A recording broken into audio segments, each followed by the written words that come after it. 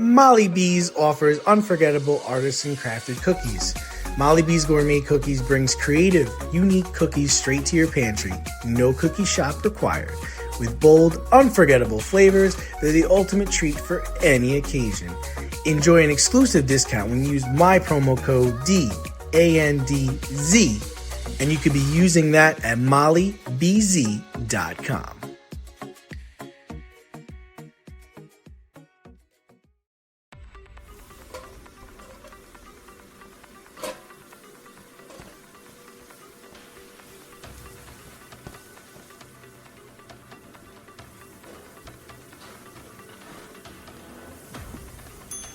Order up.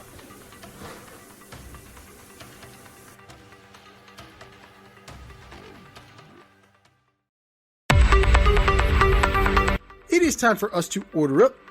Order up, order up. This week is the week of the big game, which means the end of this football season. But we're already thinking about next year. We're already thinking about the teams that need to prove the most. And that's what we're ranking today. The top 5 teams that have something to prove. To us, to you, to the whole NFL. From 5 to 1, what do you got, D? All right, this was fun. This was an interesting one. So, I'm going to start with the Cincinnati Bengals. Interesting. They were big underperformers last year, right? Joe Burrow was also hurt for most of the season, and they couldn't stop anything. Anything. And their coach, Zach Brown, was the only coach in the division that was not fired. So let's see what they can do this year or next year. Number 4, I've got the Baltimore Ravens. New coach, new OC, Lamar Jackson looked like he lost a step last year. They missed the playoffs. I think there's a lot to prove there.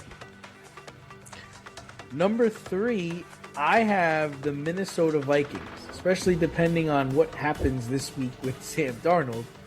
If Sam Darnold wins the Super Bowl, we're going to be like, shit, god damn it. Shit, fuck. So, and they've got to see what J.J. McCarthy is. They've got to, it's put up or shut up time, and he played well at the end of the year. So, can he stay healthy? Can he build on, what happened last year? We'll have to, see what happens. Number 2, I've got the Detroit Lions. Missed the playoffs after making the NFC Championship game last year. They finished last this year, 9-8. They've got Jared Goff. They've got young receivers. They've got young running backs. They have a unconventional coach. Are you going to be the same old Detroit Lions? Are you going to be below 500 this year? Or are you going to get back to competing in that division, which is a tough division now? You had the Bears go far. You had the Packers make the playoffs. There's no... The Vikings are going to be trying to be better. Going to be cutthroat. And number 1 is the Buffalo Bills. Coaching change, windows closing. Pats won the division. They might win the fucking Super Bowl this weekend. So they really need to... they are going to have a lot to prove next year. Prove they made the right hire. Prove that Josh Allen could win a Super Bowl. And we'll see what happens. What do you got, T? Old Glory offers over 300,000 items for music, sports, entertainment, and pop culture fans, featuring officially licensed merch from iconic bands and top sports teams. Discover your perfect fan gear and save with our exclusive discount at oldglory.com. Enter the promo code DNZ at oldglory.com and save 15% off any product. That's oldglory.com. Enter the promo code DNZ and start saving. I mean, a lot of valid reasons there. I'm going to start with the Bucks. That division was fucking yours. You have the talent. Baker, Evans, Godwin, Bucky Irving was gone for part of the season, but he was there. Rashad White. You have that defense.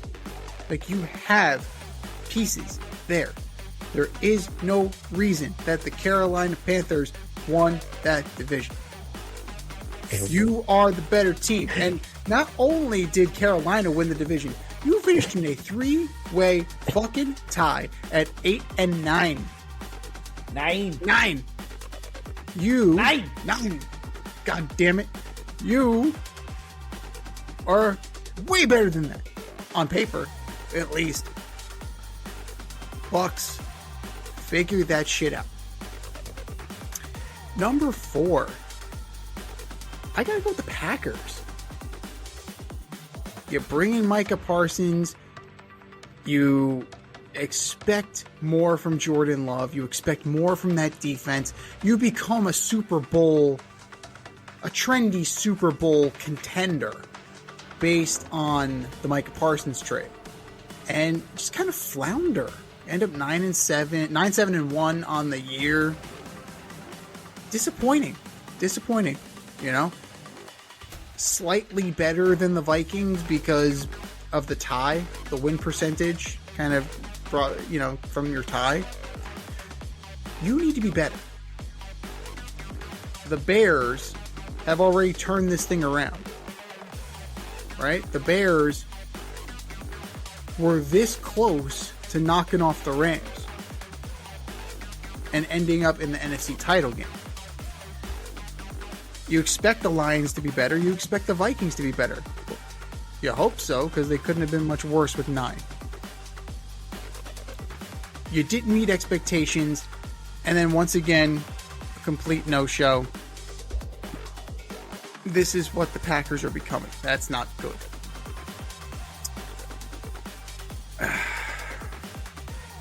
Number 3. The Chargers. You figure you bring in Harbaugh, it's going to be a big deal. You're going to have Justin Herbert. You're going to have this offense. And then, lo and behold, same old shit. Just the same old shit. Justin Herbert can sling it. He absolutely can. Gets injured. Shit happens. And the Chargers, once again, cannot get over the hump. That's why you have the reputation you have. But maybe it wasn't Marty Schottenheimer all those years ago. Maybe there's just an eternal ceiling on the Los Angeles Chargers from their days in San Diego. You just can't seem to get over the hump. And if there ever is a year for you to get over this hump, it's a year where Patrick Mahomes is rehabbing an injury. It's a year where the Broncos are your only competition. Now's the time for Harbaugh and Herbert to get over that hump. Number 2, the Pittsburgh Steelers. 10-7, won the division. Get rid of Tomlin, the guy who's been the cornerstone of success for your franchise for the past 17 years. 17 years without being under 500. And you bring in Mike McCarthy, a possible reunion with Aaron Rodgers. They gotta prove they can kind of put something together here. Because you're still looking to replace Ben. Duck Hodges, Mason Rudolph, Kenny Pickett, Justin Fields, Russell Wilson, Aaron Rodgers. Did I miss anybody? I think I got them all. I think I did. You think you brought in the right guy. You think he's going to work well with Aaron Rodgers based on past performance. But also, Aaron Rodgers kind of wanted out of Green Bay. And for a while, Mike McCarthy was a coach there for a while. So I think he contributed a little bit to the malaise of one Mr. Aaron F. Rodgers. And then number one, there is only one. That is the Buffalo Bills. You're 100% right. There cannot be another answer. I'm sorry. Like, you all but said this is Sean McDermott's fault at the press conference. You said this guy fucked it up and we're going to fix it right now. Like, it wasn't Josh Allen shit in the bed. It was that asshole over there. That's what you're... some bitch. This some bitch over here. That's what you're telling me. You know, and you were saying that Brandon Beane and Sean McDermott were like tripping over themselves to draft Keon Coleman, just right under the bus. Everybody get on the fucking bus. And you bring in a guy in Joe Brady who clearly is the pick of the quarterback. And now you have to figure that shit out. Who are you? Who are you once again? Because we know who the Patriots are. They're the reigning AFC champion. And possibly the Super Bowl champion come Sunday. Right. So you're opening a new stadium, new head coach. He's going to want to put a new stamp on the organization. Be careful what you wish for, because you just might get it. Those are our picks. What are yours? Hit us up, faderoutemail@gmail.com. Slide in our DMs on IG at FadeRoutePodcast. Drop us a line on X at FadeRouteDNZ and let us know who has the most to prove to you next NFL season. It's time for us to run the go route. We'll talk to you next week.